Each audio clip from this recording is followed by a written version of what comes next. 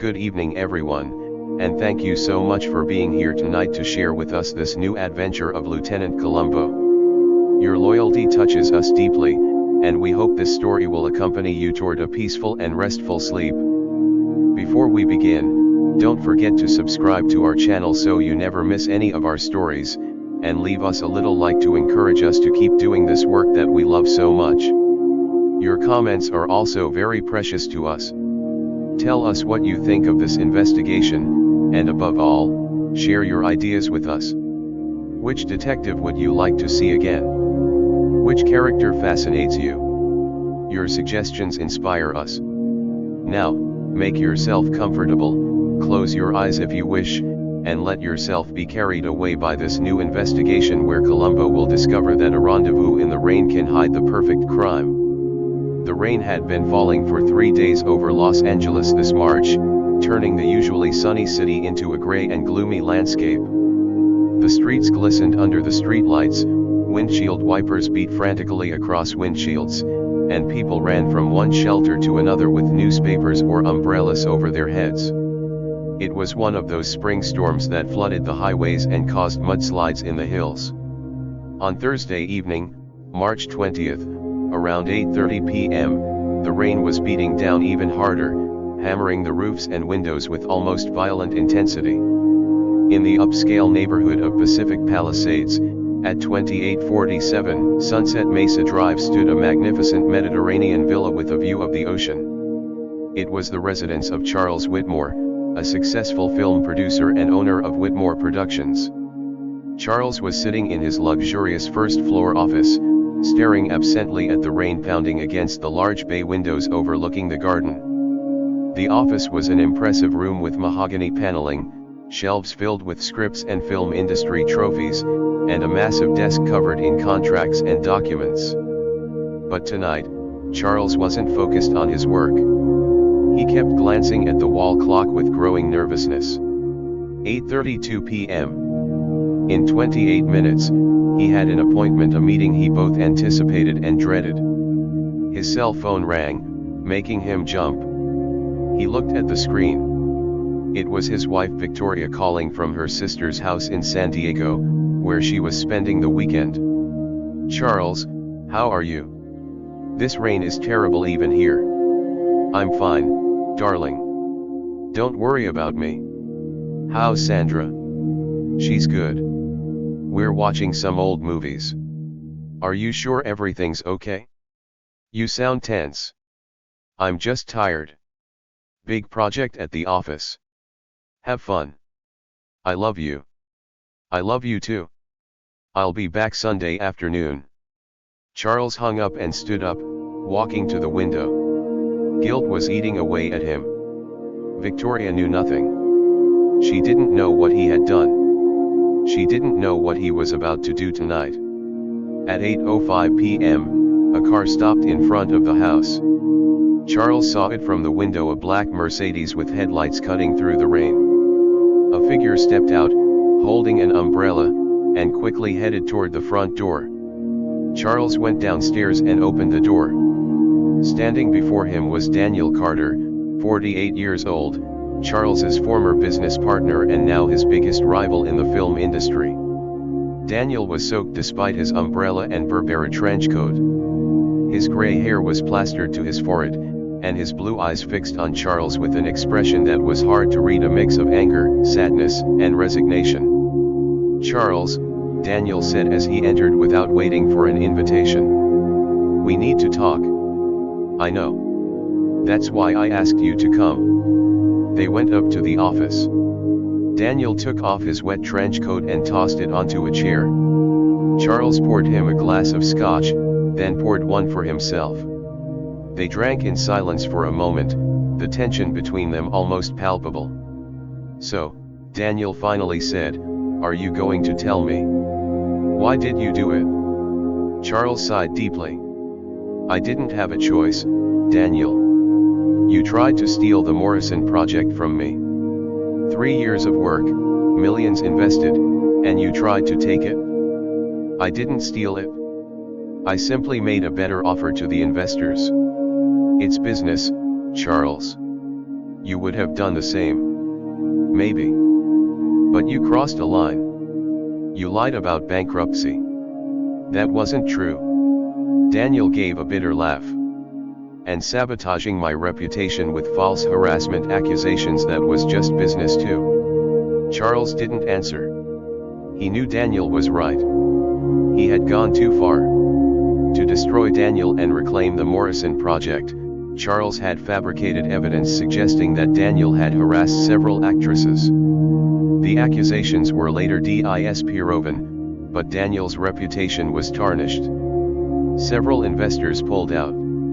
Daniel had lost millions. Look, Charles said in a tired voice, that's why I asked you to come tonight. I want to make things right.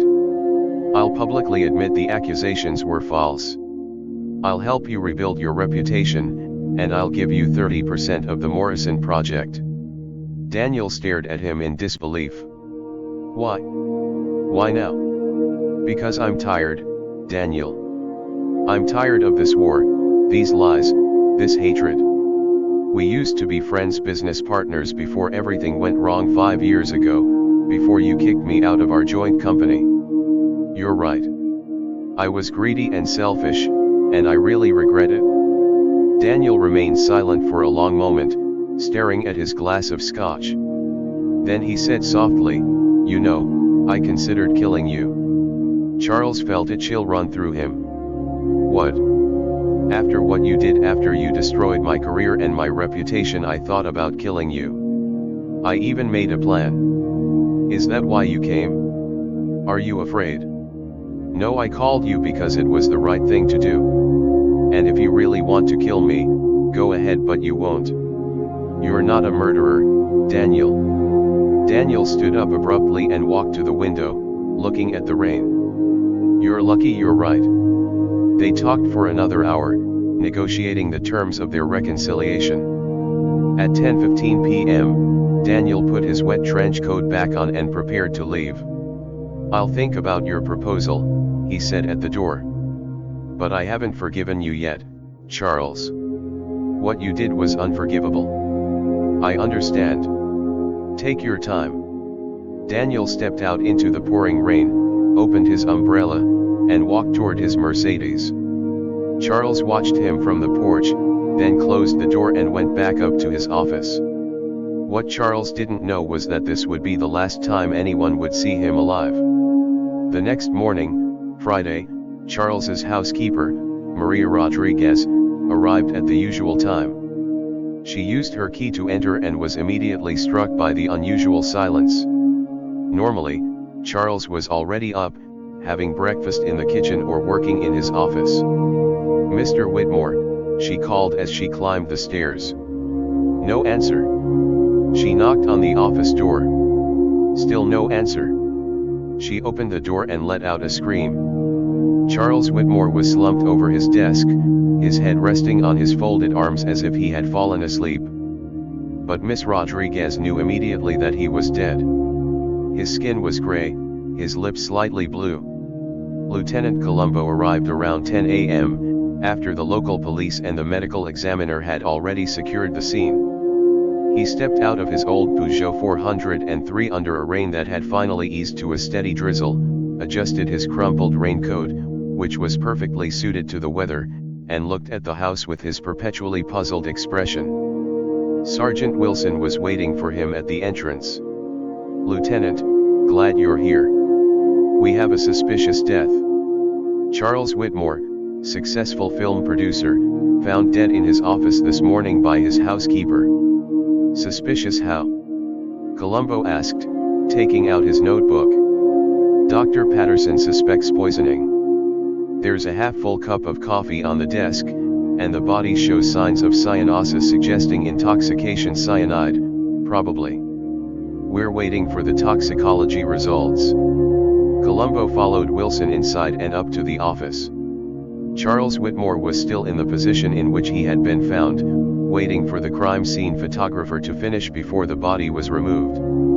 Columbo examined the scene carefully. The coffee cup was indeed there, with dark brown liquid still inside. On the desk were also documents, a phone, And something interesting, 2 empty Scotch glasses, one of them bearing traces of lipstick. A mysterious rendezvous in the rain. 2 Scotch glasses suggesting a visitor, and a producer dead from poisoning. Columbo could already feel that this torrential rain was hiding more than it revealed. "See here," Columbo said, pointing to the glasses, "someone else was here last night." "According to the housekeeper?" "Yes," Wilson replied. "She said Mr. Whitmore told her on Wednesday that he would have a visitor Thursday evening and that she shouldn't disturb them. He didn't say who, just that it was an important meeting." Columbo approached and examined the glasses without touching them. "This one has lipstick. So the visitor was a woman, or a man who wears lipstick, but that's less likely. His wife was in San Diego for the weekend at her sister's. We contacted her this morning and she knew nothing about this meeting." Columbo nodded thoughtfully and continued examining the room. He noticed a still damp trench coat thrown over a chair, not Charles's, but someone else's. A good quality men's Burberry trench coat. "This trench coat," Columbo said. "It doesn't belong to Mr. Whitmore." "No. The housekeeper says she's never seen it before. So the visitor left it here. Strange leaving in the rain without your coat." Columbo carefully picked up the trench coat and examined it. In one pocket, he found a parking receipt dated the previous day, March 20th, timed at 8:35 p.m. The parking lot belonged to a chic French restaurant in Beverly Hills. "Interesting," Columbo murmured.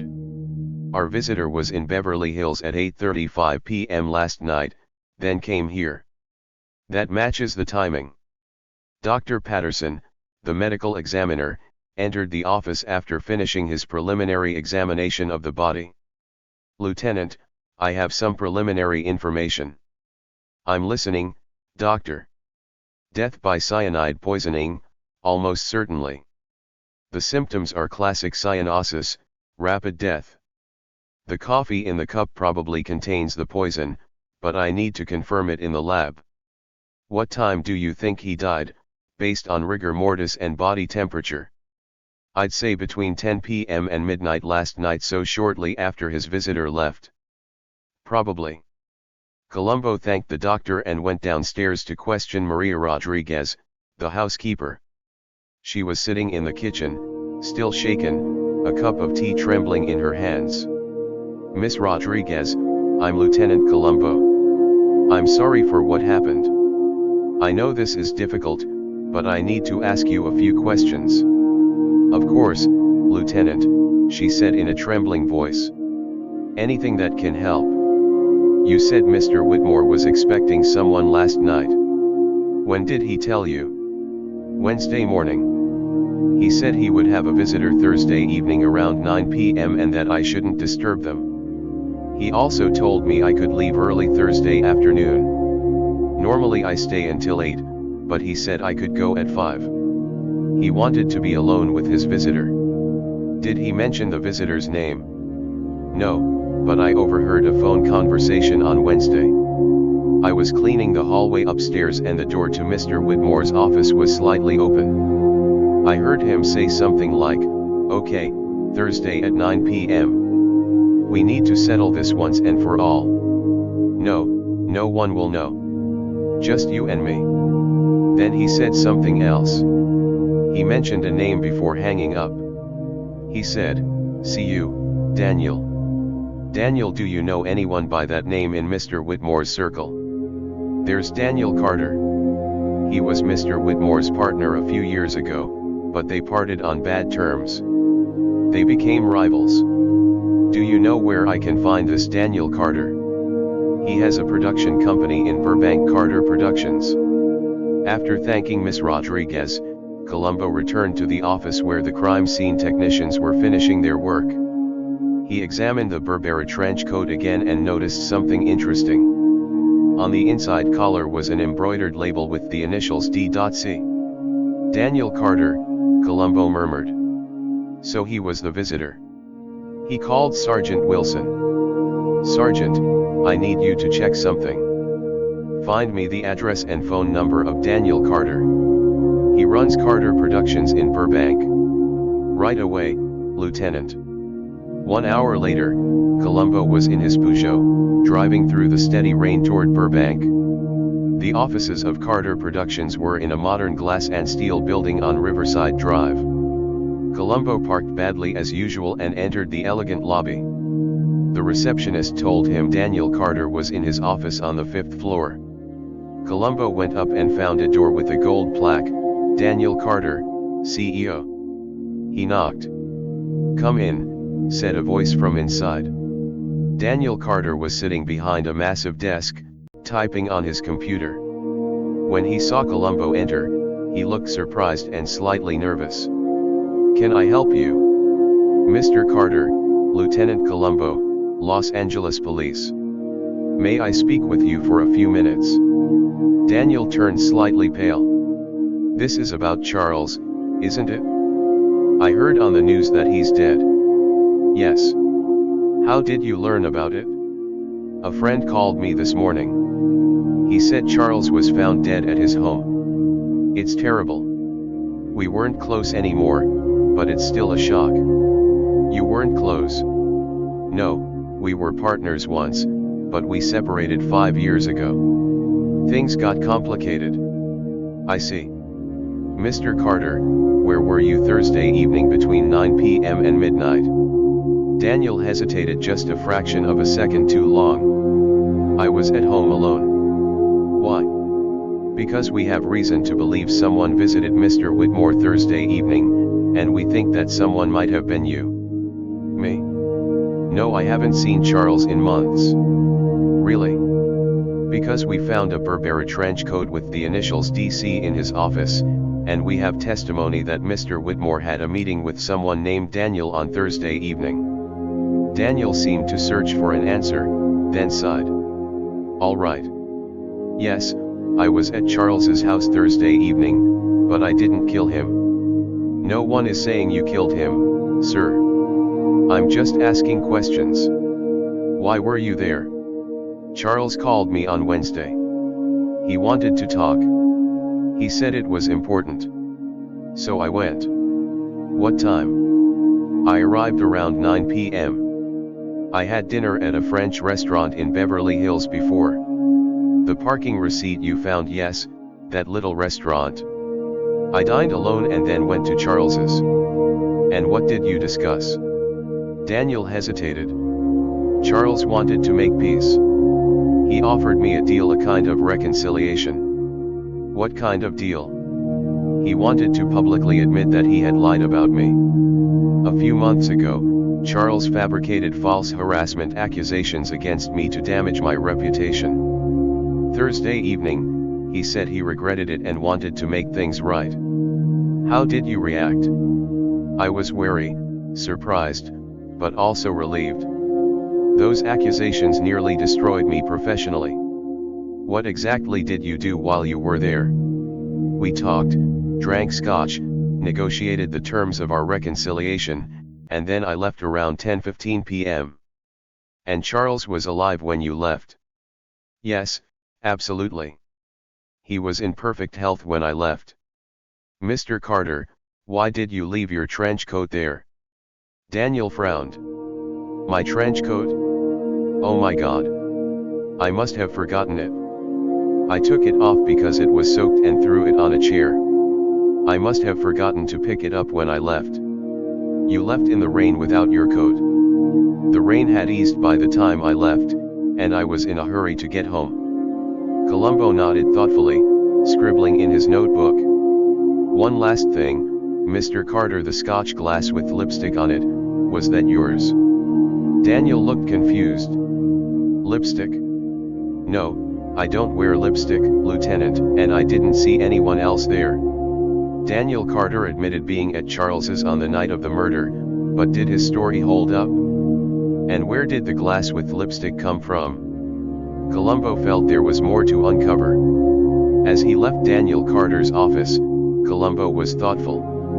Daniel's story seemed plausible, but something was bothering him: the glass with lipstick. If Daniel was the only visitor, where did that glass come from?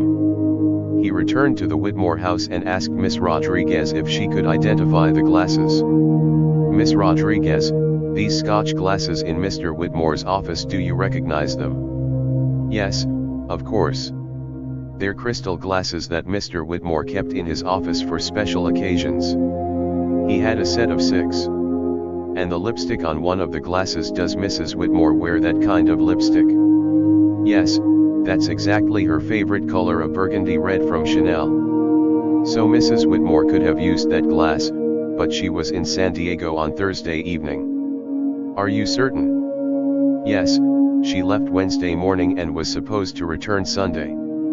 Columbo nodded, but something continued to nag at him. He decided to call Victoria Whitmore in San Diego.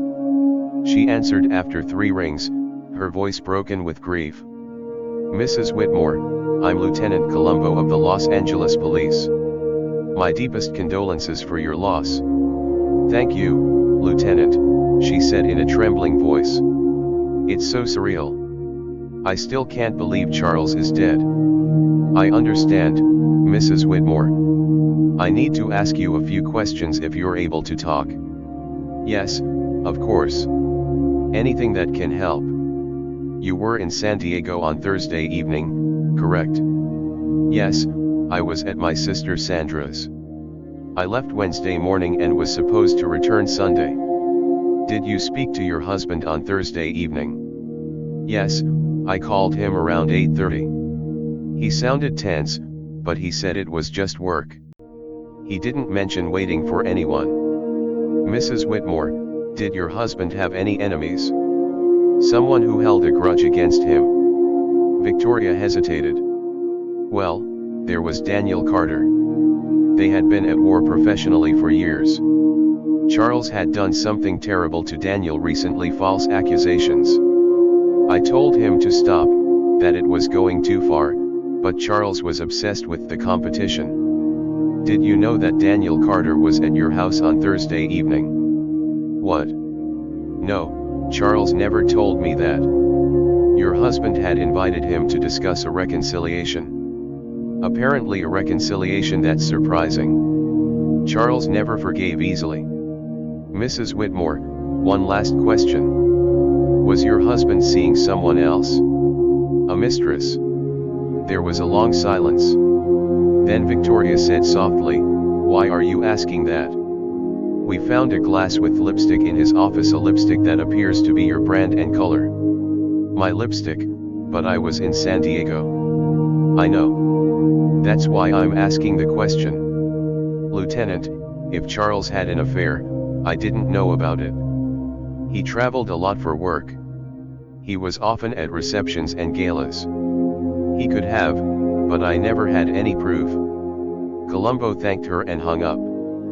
He sat in his car as the rain started falling hard again, thinking intensely. A glass with Victoria's lipstick, but Victoria was in San Diego. Someone else was using her lipstick? Or suddenly an idea struck Columbo. He started his car and returned to Daniel Carter's office.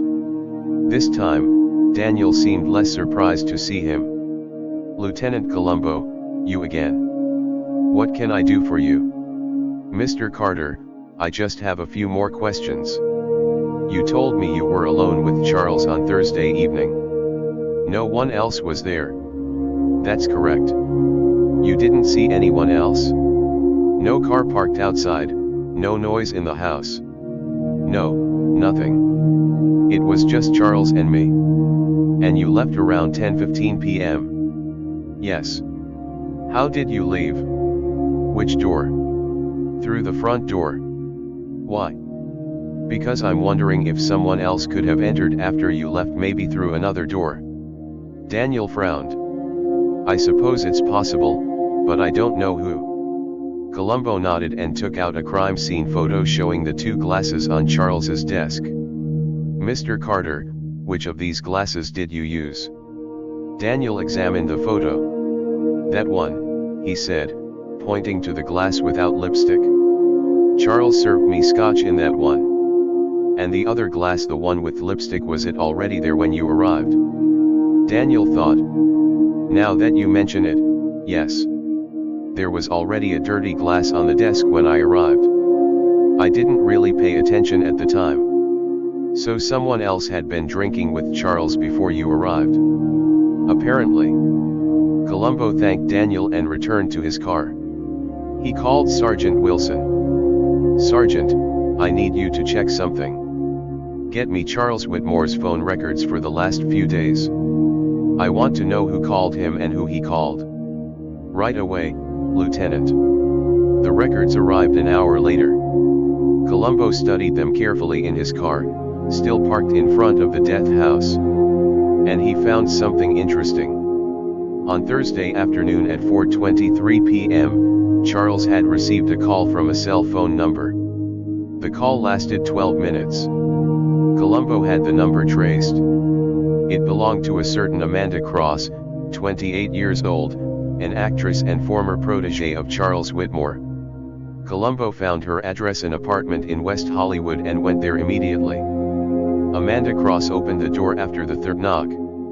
She was a young, attractive blonde woman with green eyes and a nervous expression. "Miss Cross, Lieutenant Columbo, Los Angeles Police." "The police? Why? What's going on? May I come in for a moment?"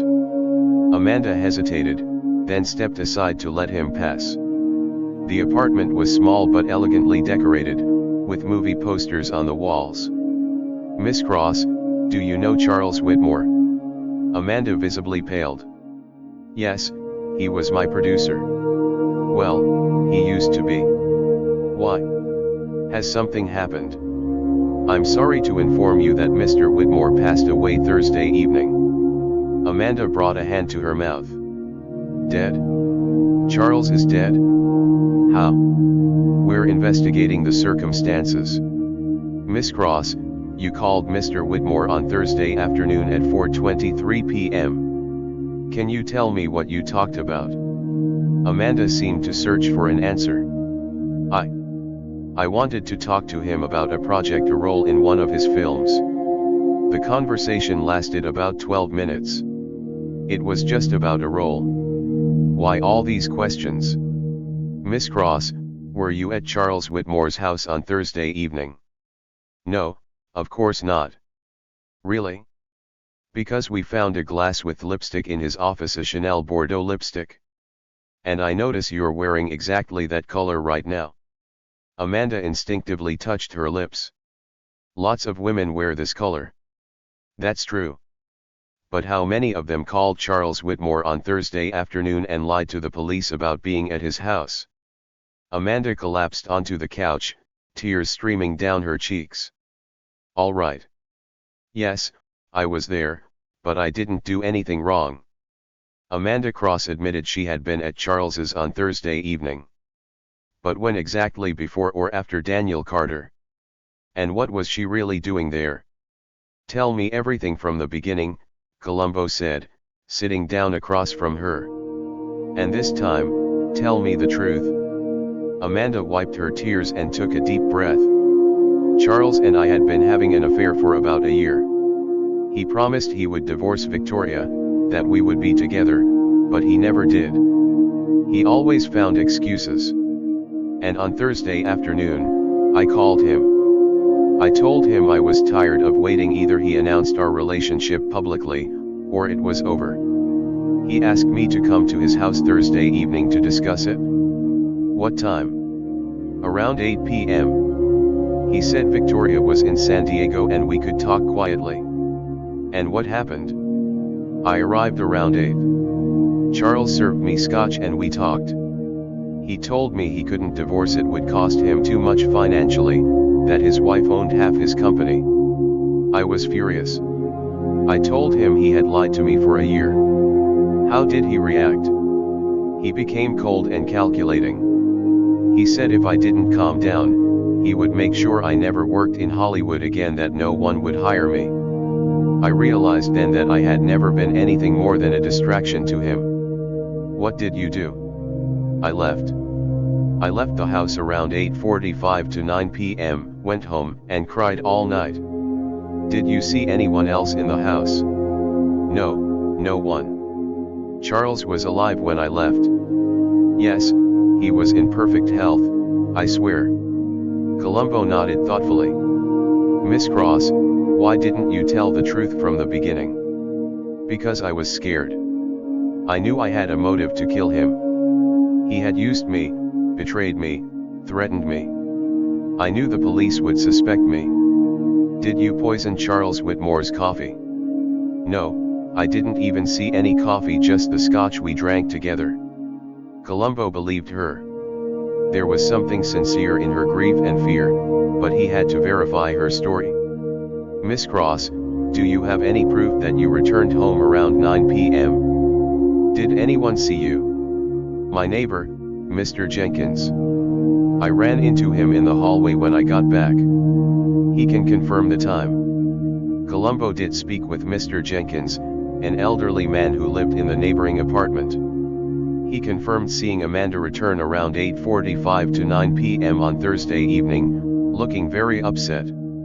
So Amanda had left before Daniel Carter arrived at 9 p.m. That meant 3 people had been at Charles's house that Thursday evening, Amanda from about 8:15 to 9 p.m., Daniel from 9 to 10:15 p.m., and someone else. Columbo returned to the Whitmore house and examined the scene again. Something was still bothering him, the coffee cup. Exactly when had Charles drunk that poisoned coffee? He called Dr. Patterson. Doctor, the toxicology report is back. Yes, Lieutenant. Confirmed cyanide in the coffee, a massive dose. Death would have been rapid, within minutes. And the time of death is between 10 p.m. and midnight, as I told you. So, after Daniel Carter left at 10:15 p.m. Exactly. Columbo thought intensely. If Charles died after 10:15 p.m. and the poison was in the coffee, then who had prepared that coffee? Charles himself, or had someone else come after Daniel left? He examined the kitchen and found the coffee maker. It was clear that coffee had been made recently. There were still residues in the filter. Miss Rodriguez confirmed that Charles liked to drink coffee after dinner, usually around 10 p.m. So it was plausible that he had made himself coffee after Daniel left. But who had put the cyanide in the coffee? Columbo went back to question Daniel Carter a third time. Mr. Carter, when you left on Thursday evening around 10 p.m., how did you leave the house? Did you say goodbye to Charles? Yes. He walked me to the door. We shook hands. He seemed relieved, I would say like a weight had been lifted from his shoulders. And you didn't see anyone else? No car parked outside. No, wait. Now that you mention it, there was a car parked across the street, a dark sedan. I didn't really pay attention at the time. Did you see who was inside? No. The windows were fogged up because of the rain. But someone was inside, I think. Yes, I saw a silhouette. Columbo felt a surge of excitement. Someone had been waiting outside while Daniel was at Charles's, someone who may have entered after Daniel left. He checked the neighborhood security cameras and found one on a neighboring house that overlooked the street. The footage clearly showed a car parked in front of the Whitmore house on Thursday evening. The car had arrived at 8:45 p.m. and left at 11:05 p.m. Columbo had the image enlarged and obtained the license plate number. The vehicle belonged to Victoria Whitmore. Columbo froze.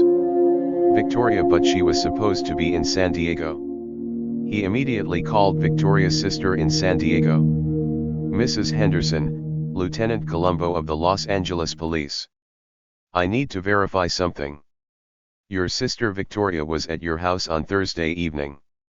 That's correct. On Thursday? No. Victoria wasn't there Thursday evening, but she told you she would be there all weekend. Yes, that was the plan. But Thursday afternoon she said she had to return to Los Angeles for something urgent. She left around 3 p.m. She was supposed to come back Friday. But then, with what happened to Charles, Columbo had his lead. Victoria had lied.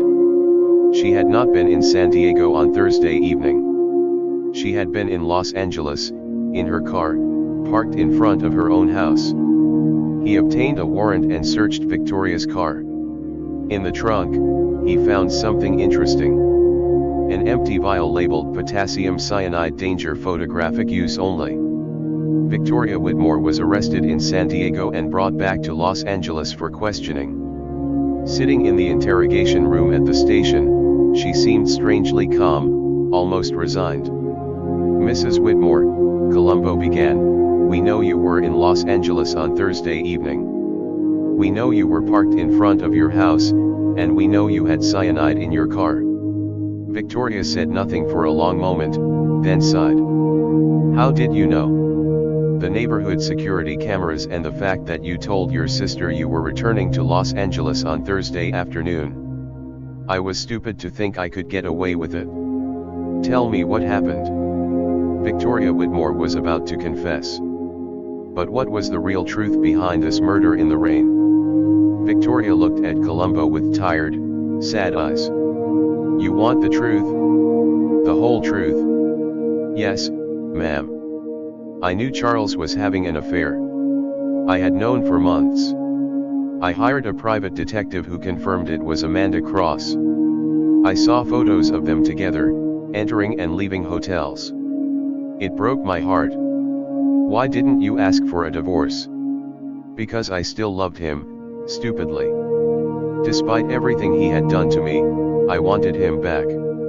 I wanted him to realize that our marriage was worth more than an affair with a girl half his age." "What did you do?" "On Thursday afternoon, I called Charles from San Diego. I told him I knew everything about the affair, that I wanted him to end the relationship or I would file for divorce and take everything, the house, the company, everything." He panicked.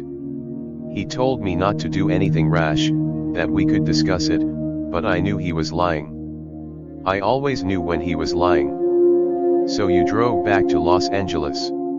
"Yes, I left around 3 p.m. and got home around 8 p.m. I was going to go in and confront him, but I saw a car in the driveway, a Mercedes I didn't recognize. I decided to wait and see who it was." "Daniel Carter?" "Yes, I saw him arrive around 9 p.m. I waited in my car. Around 10:15 p.m. he left. I saw Charles walk him to the door. They looked friendly. That surprised me. I knew they were enemies." "What did you do next?" "I waited another 10 minutes to make sure Daniel was really gone. Then I entered the house through the service door. Charles was in the kitchen making coffee. He was shocked to see me." "What did you say?" "I asked him what Daniel was doing there. He said they had settled their differences and were going to become partners again. Then I talked to him about the affair. He didn't even deny it. He just shrugged and said it was over with her anyway, as if it meant nothing. As if my broken heart meant nothing." "So you poisoned him?" Victoria nodded slowly. "I had the cyanide in my bag. I had bought it months ago at a photographic supply store using a fake name. I had planned this for a long time. I wasn't sure I could really do it, but I had the poison just in case."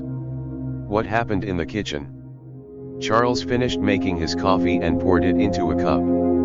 He said he was going up to his office to work a little more. He turned his back to get some sugar. That's when I poured the cyanide into his cup. Just a few seconds. He didn't notice anything. Then he took his cup and went upstairs to his office. I left. I got back in my car and waited. About 20 minutes later, I saw the lights in his office go out. I knew then that it was done, that Charles was dead." "Why did you stay so long?" "I don't know. Maybe I was hoping he wouldn't drink the coffee, that he would spill it or forget it, that there would be a miracle. But there wasn't." "What did you do after?" "I drove back to San Diego. I drove all night in the rain. I thought about calling someone, about confessing what I had done, but I didn't. I arrived at my sister's around 5 a.m. She was still sleeping. She never knew I had left. And on Friday morning, when you learned the body had been discovered, I pretended to be shocked and devastated. And in a way, I was, because even though I had killed him, I still loved him. Isn't that pathetic? Columbo remained silent for a moment. Mrs. Whitmore, why didn't you just ask for a divorce? You would have gotten half of everything. You could have started your life over. Because I didn't want half. I wanted everything, and I wanted him to suffer the way I had suffered. I wanted him to know in his final moments that it was me who had killed him. But he never knew. He died thinking everything was fine, that he had made things right with Daniel, that he had gotten rid of the affair, that he could continue his life as before. The irony, Columbo said softly, is that if you had really stayed in San Diego, you might have gotten away with it. No one would ever have known. I know. But I had to be there. I had to see it with my own eyes. That was my weakness. Victoria Whitmore was charged with first-degree premeditated murder. Her trial took place 4 months later. The evidence was overwhelming: the cyanide in her car, the security camera footage, her sister's testimony confirming she was not in San Diego on Thursday evening, and above all, her own recorded confession. The defense tried to plead temporary insanity, arguing that Victoria had acted under the influence of extreme emotional distress caused by her husband's infidelity. But the prosecutor showed that the murder had been planned for months: the purchase of the cyanide, the reflections on the right moment, the calculated decision to return to Los Angeles that evening. The jury deliberated for 2 days. Verdict: guilty. Sentence: 25 years to life in prison. After the verdict, Columbo met with Amanda Cross, who had come to attend the trial. She looked older and more tired than when they had first met. "Lieutenant Columbo," she said, "I wanted to thank you for discovering the truth. For a moment, I thought you believed I had killed him." "I considered every possibility," Columbo said honestly. "But your story held up, and you had an alibi. You know what's the saddest thing about all this? Victoria and I were both victims of Charles. He manipulated both of us. He used us. But she's the one who will spend her life in prison while he's dead and never had to answer for what he did." That's true. But Victoria made a choice. She could have left and started her life over. Instead, she chose murder. "I suppose hate can sometimes be as strong as love, sometimes even stronger," sighed Columbo. A few weeks after the trial, Columbo was sitting in his office sorting through the files of the murder case. He thought about that rainy evening and the 3 people who had come to see Charles: Amanda at 8 p.m. looking for a promise of love, Daniel at 9 p.m. looking for reconciliation, and Victoria at 10 p.m. bringing death. A rendezvous in the rain. 3 visitors. 1 murderer. "You know," he said to his wife that evening over dinner, "this case reminded me of something important about human nature." "What's that?" "That people can endure many things: betrayal, humiliation, pain. But when they reach their breaking point, they are capable of terrible things." Victoria Whitmore seemed like a respectable, loving, normal woman. But beneath that facade, she harbored a rage that turned her into a murderer. Do you think she could have been saved before reaching that point? Maybe. If she had had the courage to leave earlier, if she had chosen her dignity over revenge. But she didn't. She let hatred consume her until nothing else remained. And the others, Amanda and Daniel, they were victims in their own way too. Charles had used all of them for his own ends. Unlike Victoria, they didn't let it destroy them. They walked away. They survived. Columbo finished his dinner and lit his cigar, looking out the window where a light rain had begun to fall. Nothing like the storm that March evening, but enough to remind him of the case. A rendezvous in the rain. 3 people with 3 different reasons to hate Charles Whitmore, but only one had crossed the line from hate to murder. And now, Victoria Whitmore would spend the next 25 years regretting that choice, reliving that moment in the kitchen where she had poured the poison, wondering if things could have been different. But for Charles Whitmore, there were no more questions, No more regrets, no more rendezvous, just the eternal silence of a life cut short by the rage of a broken woman. And that, dear listeners, is how this story ends. A rendezvous in the rain that revealed 3 visitors but only 1 murderer. A betrayed woman who chose vengeance over dignity, and justice patiently served thanks to the tenacity of Lieutenant Columbo. I hope this investigation captivated you and will accompany you toward a peaceful sleep. If you enjoyed this adventure with Lieutenant Columbo, we would be delighted if you let us know in the comments. Tell us what you thought of this story, and if you would like to help us continue creating these beautiful stories for you, you can support us via YouTube Super Thanks. There is no obligation and no required amount, just give whatever your heart dictates if you have the means and the desire. But even if you cannot or do not wish to contribute financially, your presence here tonight, your attentive listening, and the like you might leave on this video are already priceless gifts to us. Thank you so much for being here. Good night, everyone. Sleep well, dream peacefully, and remember, vengeance never heals broken hearts. See you very soon for a new story.